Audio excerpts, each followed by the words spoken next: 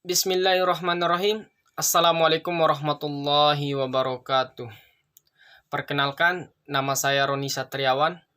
Saya salah satu mahasiswa Fakultas Hukum Universitas Mataram. Saya dari kelas Hukum Tata Negara G1 ingin menjelaskan salah satu materi yang terdapat di dalam hukum tata negara, yaitu asas kedaulatan rakyat. Di dalam hukum tata negara ada beberapa asas. Yang pertama, asas kedaulatan rakyat, kemudian asas negara hukum, kemudian asas negara kesatuan, dan kemudian asas pemisahan dan pembagian kekuasaan, dan yang terakhir asas kekeluargaan. Nah, yang saya akan jelaskan di sini yaitu tentang asas kedaulatan rakyat. Kedaulatan itu sendiri adalah kekuasaan tertinggi untuk menentukan hukum yang tertinggi yang berlaku dalam suatu negara. Kemudian, sedangkan kedaulatan rakyat adalah kekuasaan tertinggi untuk menentukan hukum yang tertinggi dalam negara adalah rakyat, melalui wakil-wakilnya dan pemimpin yang dipilih langsung oleh rakyat. Dan asas kedaulatan rakyat itu dapat disamakan dengan asas demokrasi. Karena demokrasi adalah pemerintah dari rakyat, oleh rakyat, dan untuk rakyat.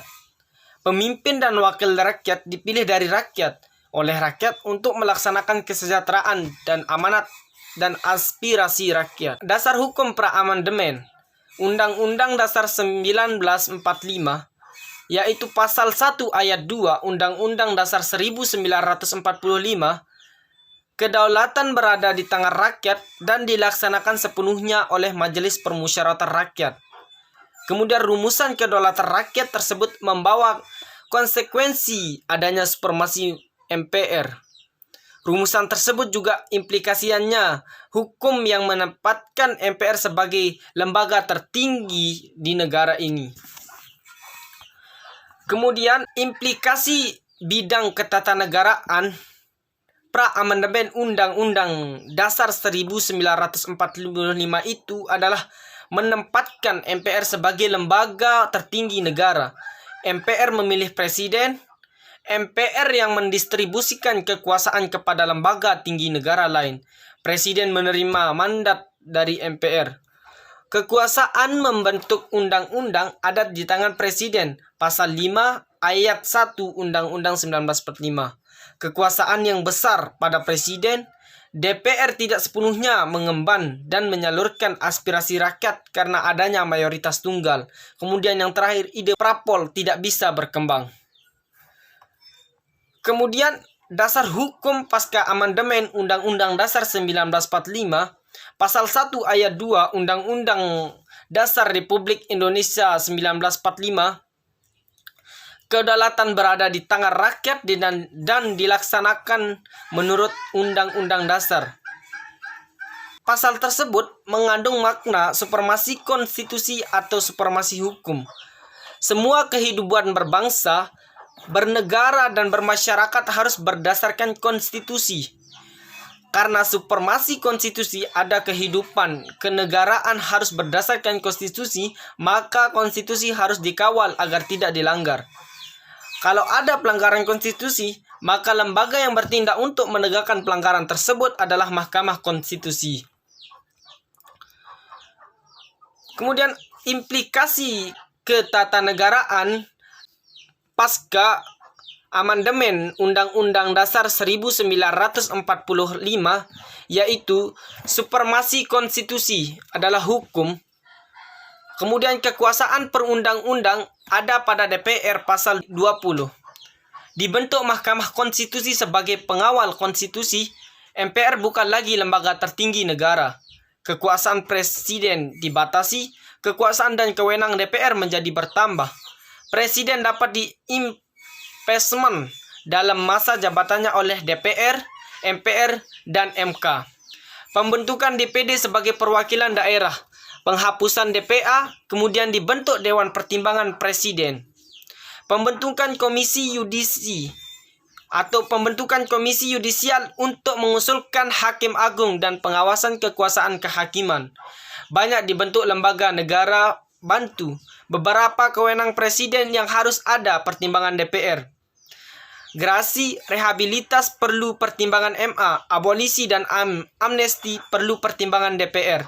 Pengangkatan atau penerimaan duta perlu pertimbangan DPR dan lain-lain. Kemudian yang terakhir yang akan saya jelaskan bahwa ada beberapa alasan mengapa perlu perubahan Undang-Undang Dasar tersebut.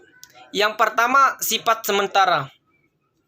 Seperti yang telah dinyatakan pada bagian awal bahwa penetapan Undang-Undang 1945 itu tidak dimaksudkan sebagai sebuah konstitusi yang bersifat tetap. Karena hal tersebut telah dinyatakan bahwa oleh Presiden pertama kita yaitu Soekarno, bahwa Undang-Undang Dasar yang dibuat sekarang adalah Undang-Undang Dasar sementara. Kalau boleh saya memakai perkataan ini, adalah Undang-Undang Dasar kilat. Nanti kalau kita telah bernegara di dalam suasana yang lebih tentram, kita tentu akan mengumpulkan kembali Majelis Permusyawaratan Rakyat yang dapat membuat Undang-Undang Dasar yang lebih lengkap dan lebih sempurna. Kemudian, fleksibel. Sebenarnya persoalan Undang-Undang Dasar 1945 bukan hanya pada sifat kesementaraan itu, akan tetapi juga pada sifatnya yang amat fleksibel untuk dapat diterjemahkan sesuai dengan perkembangan kondisi politik dan keinginan pemegang kekuasaan. Paling tidak ada beberapa alasan yang dapat kita buktikan bahwa bukan hanya Undang-Undang Dasar 1945 itu bersifat sementara, akan tetapi Undang-Undang Dasar 1945 itu juga bersifat fleksibel. Yang pertama, keluarnya maklumat Wakil Presiden nomor 10 tanggal 16 Oktober 1945 yang mengubah kedudukan Komite Nasional Indonesia Pusat atau KNIP menjadi lembaga legislatif yang sejajar dengan Presiden. Kemudian alasan yang kedua, perdebatan tak berkesudahan dalam konstituante setelah memberikan peluang kepada Soekarno untuk melakukan penafsiran atau pemahaman terhadap nilai-nilai demokrasi yang terdapat dalam Undang-Undang 1945. Dan alasan yang terakhir adalah sama halnya dengan Soekarno. Soeharto sebagai penguasa yang menggantikan Soekarno juga mencoba melakukan penafsiran tersebut terhadap Undang-Undang 1945. Kemudian tidak konsisten. Tidak konsisten artinya adalah salah satu kelemahan yang cukup elementer dalam Undang-Undang Dasar 1945. Hal ini telah menimbulkan dampak yang luas dalam proses penyelenggaraan negara di Indonesia. Yang pertama, sistem pemerintahan Indonesia dalam Undang-Undang 1945 adalah sistem presidentil. Ini dapat dibuktikan bahwa menteri diangkat dan diberhentikan oleh presiden.